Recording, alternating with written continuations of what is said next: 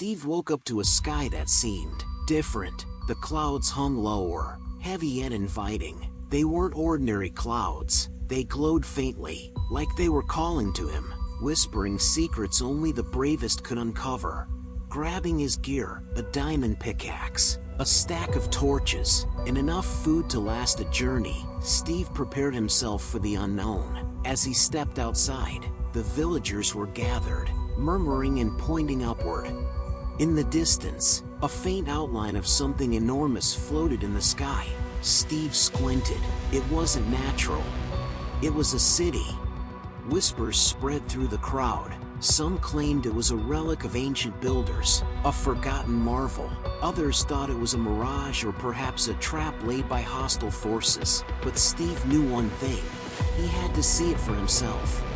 Without hesitation, he began crafting. A stack of scaffolding, Elytra, and a bucket of water were his first tools. If this city was real, he had to uncover its mysteries. Hours passed as he built his way upward, the ground disappearing beneath him. Each block placed felt like a step toward history, toward something greater than himself. The wind grew stronger, tugging at his cape, but so did his determination. Finally, he broke through the last layer of clouds. The sight took his breath away. Massive spires of quartz and glass reached into the heavens, glimmering like stars captured and shaped by hands long gone. Bridges made of glowing amethyst connected floating islands, each with its own unique design. Some were lush with greenery, while others seemed to hum with redstone energy. Waterfalls cascaded down, vanishing into the void below. But the city wasn't abandoned. Strange golems patrolled the pathways, their eyes glowing a deep blue. They moved with precision, scanning their surroundings. They didn't attack, but their presence was unsettling. Steve stepped carefully, observing the intricate details. Each structure seemed impossibly balanced, defying gravity. He noticed a central tower, larger and brighter than the rest, its peak disappearing into the clouds above. It called to him. As he approached, the air grew colder. The tower's entrance was guarded by two massive iron golems, but they didn't move. Their stillness felt more threatening than if they had charged. Steve slipped past them, his heart pounding.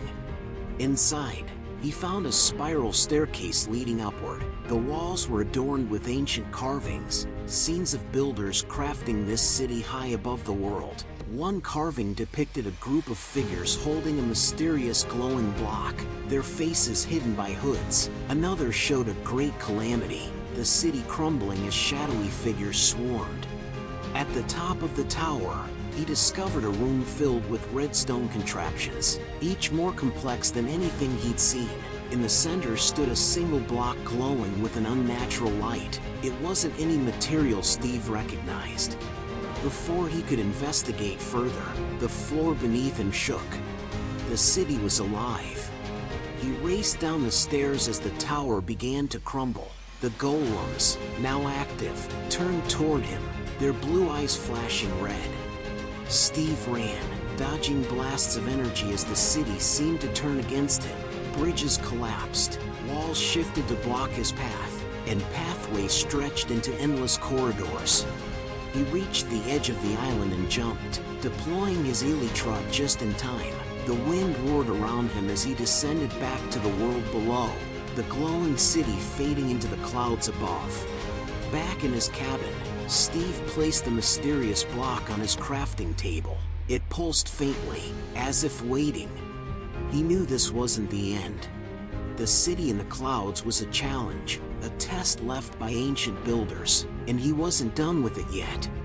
Steve began sketching plans. If the city could be built once, it could be built again, but this time, he'd build it his way.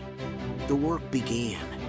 Using materials he'd never thought to combine, prismarine, endstone, honey blocks, he created floating platforms, each more elaborate than the last. Redstone engines powered lifts, and waterfalls doubled as elevators. Gardens flourished on glass platforms, and light beamed from carefully placed glowstone lanterns. Days turned to weeks as his creation grew. The villagers watched in awe as the city began to take shape, high above their homes. Some even offered to help, bringing rare materials and building alongside him. But Steve wasn't just building for himself. This city would be for everyone, a sanctuary in the sky, free from the dangers of the overworld. One night, as he worked on the final spire, he looked down and saw lights flickering in the village below. The villagers were building, too. Steve smiled. This wasn't just his city anymore. It was theirs. The next morning, Steve stood at the edge of his creation, watching the sunrise. The city gleamed in the golden light, a testament to what could be achieved with creativity and determination. But he knew the journey wasn't over. Somewhere out there, another challenge awaited. And Steve was ready.